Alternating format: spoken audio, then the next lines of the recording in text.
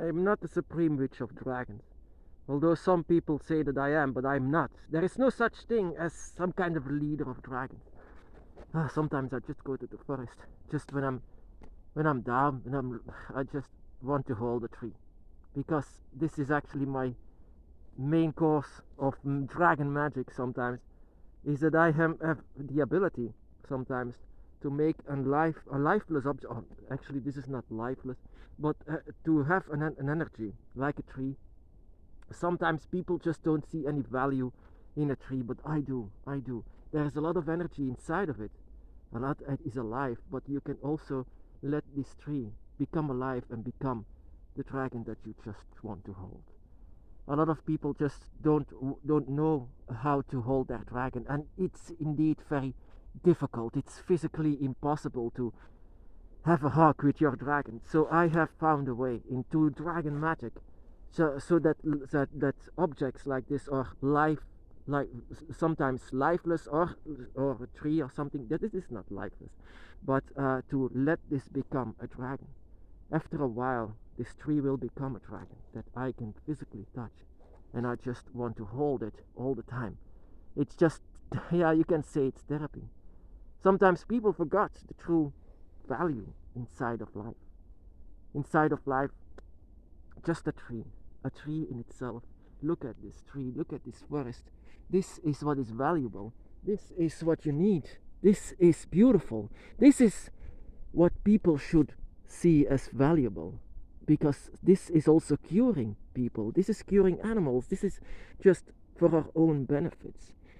This is what can cure everything. If you're looking for dragon magic, if you are looking to be one with the dragon, just to physically touch them, just go outside, just touch a tree and let the magic do its work. Let the dragon be inside of the tree, touch it with your own draconic energies, and just place your hand on it. It will become the dragon. And that is also what I've been taught. Lifeless objects such as like my necklace or things like this. If you see a lot of value in it, then it can become alive. And so I'm not taught anything. I just do it. The dragon magic that I do today, the energy that I'm trying to connect with the dragon, is something that comes from myself. It's something for my feelings, my instincts. This is what I do sometimes. Just I hold a tree and I close my eyes and I think about the dragon, and just it will become the dragon. The dragon will physically touch you as well. This is a very beautiful thing that I have discovered for myself. People think that I'm some kind of a dragon supreme witch or something like this, but there's no such thing. Everyone has a different kind of energy, different kind of ways, different kind of dragons, even a different kind of god. So the ways will always be different. If I'm teaching this to other people, then some people will say no, it doesn't work. But the thing that I can say to you is recommendations, things that you just have to let go and just feel. Something that seems unimportant. That is what you also need to know on the dragon's path. The 4 elements. Nature in itself, it's not unimportant. It is alive. It is always alive. Water, earth, air, water, earth, air, fire. All of them are alive. All of them are the dragon. All of them can become the dragon, just like this tree can become a child of the earth, child of Tiamat, child of Leviathan, child of Quetzalcoatl. They can all become alive, and that is what I can stay here for hours just holding this tree like a nut. People will say, "Oh, that crazy guy," but I just simply don't care. I just want to hold it, and I just wanted it to become a dragon. Just like, yeah, some people, they go to inside of a building, listen to a guy who's just standing, sitting, but I'm not that kind of guy. And you should not be as well. If you are on the dragon's path, the only thing that you can rely on is your own feelings, your own emotions. These are the things that talk to you. This is my church. This is where we should go. This is where the trees are. This is where energy is. This is where we need to go. This is everything you need. This is made by God, not a building made by humans. This will eventually cure you. very much. And these trees, these places can become the dragon. These are the most important portals that there can be. A simple forest, but if you don't have a forest, no forest nearby, that is not a problem. Just build yourself a dragon altar. But everything makes you think of the dragon. Just place it on a decorated table. No gold, nothing of that. Just something for free if it was, but just in honor of your dragon. And then you can become just like what I'm doing. You can touch the dragon, you can physically be with them, and also to test yourself. What are you able to do with dragon magic? What kind of gates can you open with dragon magic? This is what you need to know for yourself. This is what you need to test yourself in. Everything that you do on the dragon's path is meant for you and your dragons. This is everything that you need to know. And that is what doesn't make anyone a supreme witch of dragons. I can lead anyone, of course, but will it affect you? Will it open the gate for your dragon? I don't know. And sometimes I can say the wrong things. I'm so afraid to do that. So to say the wrong things to you, what you need to know for your dragons. This is everything you need to know for your dragons. This is your own instinct. You are your own supreme witch, supreme dragon witch. Don't listen to anyone else. Just what I'm doing is recommendations, not what you need to do. Just sitting here, just for hours, let the tree become the dragon. Just sitting on their body and becoming the dragon yourself. That is why I wear a mask. This is why I wear it. I just want to become them. This is what my feelings were saying, my own instincts. This is the magic that I was taught.